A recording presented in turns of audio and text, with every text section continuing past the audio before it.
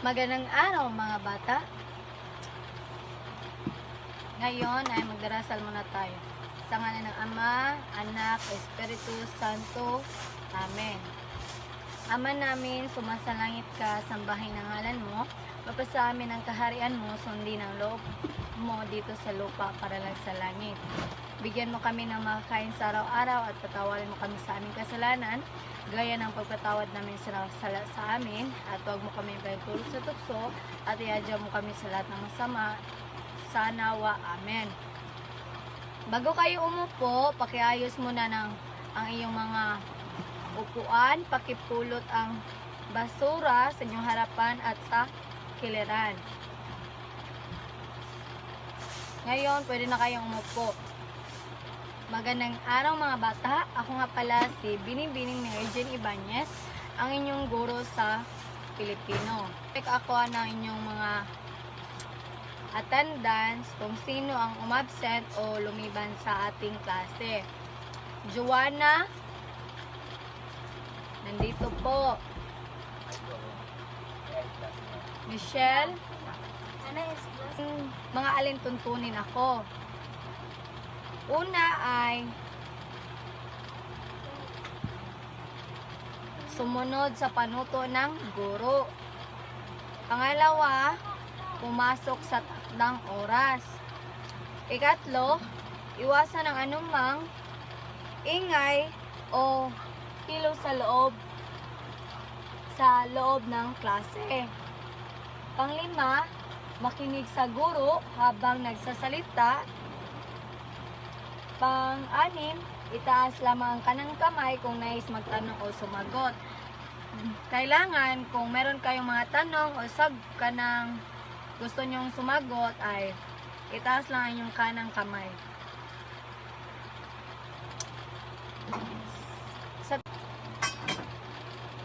Ngayon ay balikan natin ang ating tinalakay kahapon. Kung ano ang ating tinalakay o sino ang makasagot sa aking mga tanong. O sino ang nakaintindi sa ating tinalakay kahapon. Ngayon ay ano ang ating tinalakay kahapon? Sino ang makasagot? Itaas na ang kanang kamay. Okay, Michelle? Tama.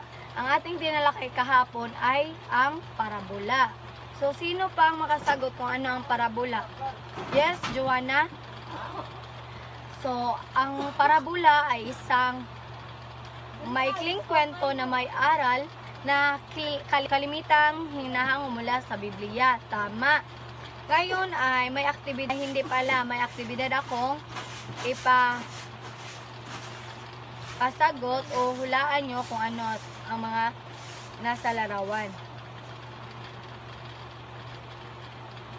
Sa tingin nyo, ano ang inyong nakikita sa larawan?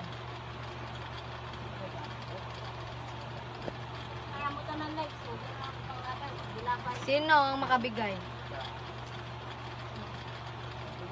Yes, Monica, ano sa tingin mo ang nakikita mo sa larawan? Tama, may tao. Michelle? Puso, tama. Joanna? May nakasulat, tama. Ngayon ay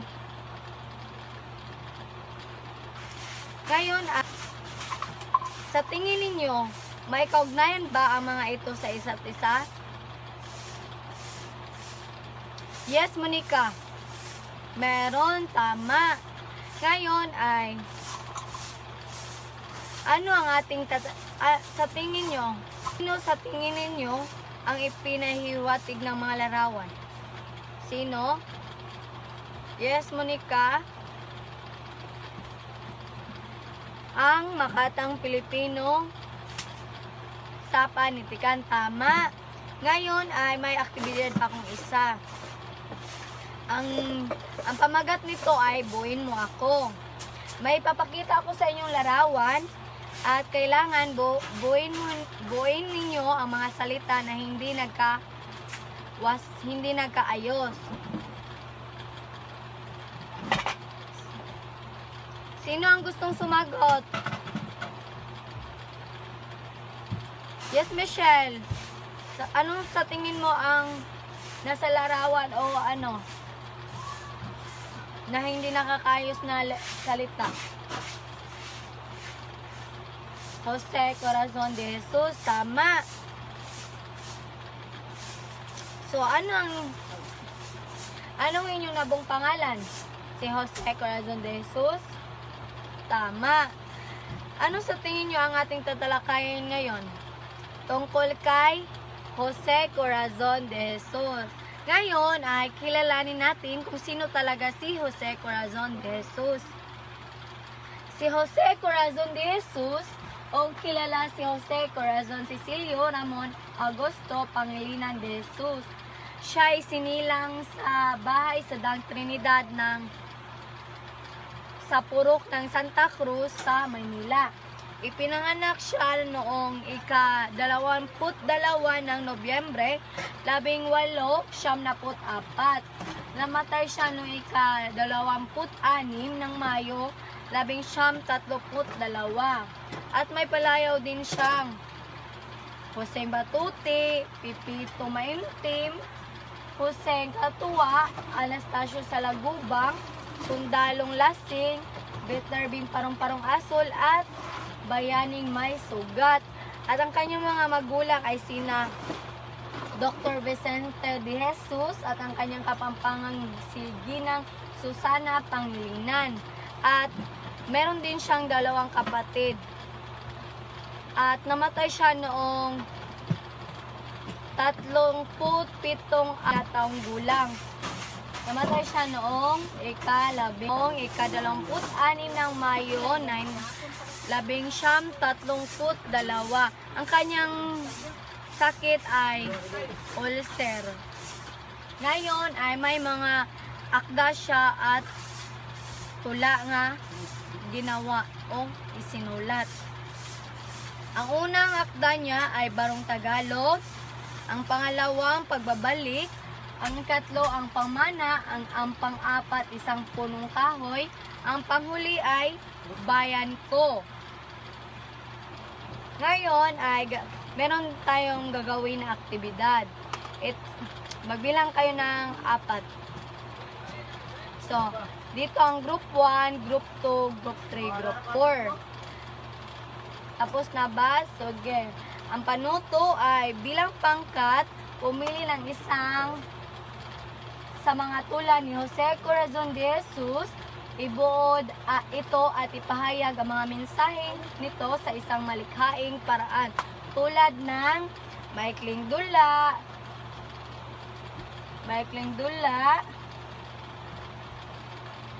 spoken poetry, poster presentation,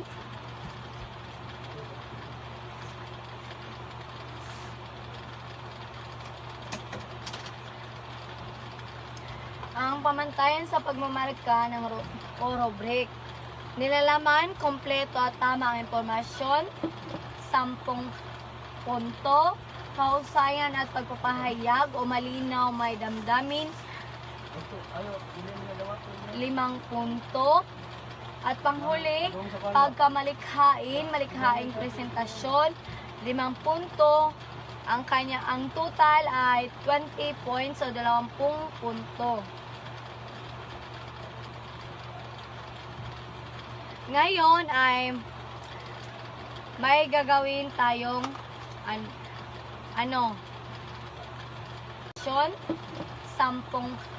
punto, kahusayan at pagpapahayag o malinaw may damdamin, 5 punto, at panghuli, malikhaing presentasyon, 5 punto. Ang total ay 20 points o 20 punto.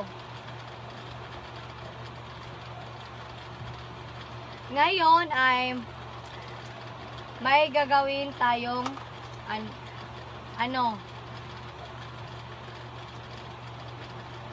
evaluasyon o pagtataya. Ngayon ay tapos na tayo sa ating tinalakay. Ngayon ay meron ako sasagot sa inyo kung Meron ba kayo natutunan sa ating klase at kailangan nyong sumagot nito? Bigyan ko ng 5 minuto o 10 minuto ng gumawa nito. Tapos na lahat, ipasa na ang inyong mga papel.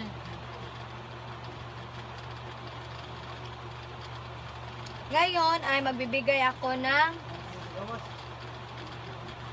takdang aralin. Ang takdang aralin. Panuto. Pumili ng isang tula ni Jose Corazon de Jesus, sumulat ng isang maikling refleksyon tungkol sa mensahe ng tula at kung paano ito nauugnay sa inyong buhat bilang isang mag-aaral. Buhay bilang